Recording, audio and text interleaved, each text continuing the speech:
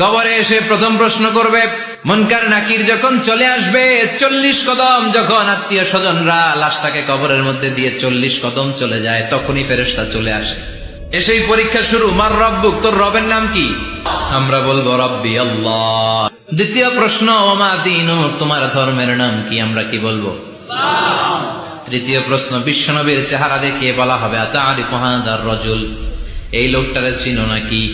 আমরা বলবো চিনি, আমাদের প্রাণের নবী। সব প্রশ্নের উত্তর তুমি পেরেছো।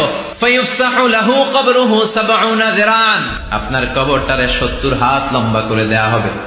ওয়ায়ুফতাহু লাহু বাবুন ইলাল জান্নাহ, আপনার কবর থেকে জান্নাতের দিকে দরজা খুলে দেয়া হবে।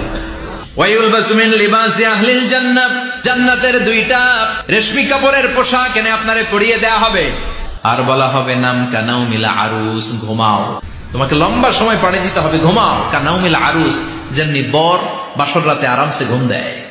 কিয়ামতের জন্য ইসরাফিলের সিংহায় যে ফুৎকার আছে, ওই ফুৎকার ছাড়া কোনো কিছুই তোমার ঘুম ভাঙাতে পারবে না। আল্লাহ, আমরাও যেন 4টা প্রশ্নের উত্তর দিয়ে লম্বা একটা ঘুম দিতে পারি, পড়ে না আমিন।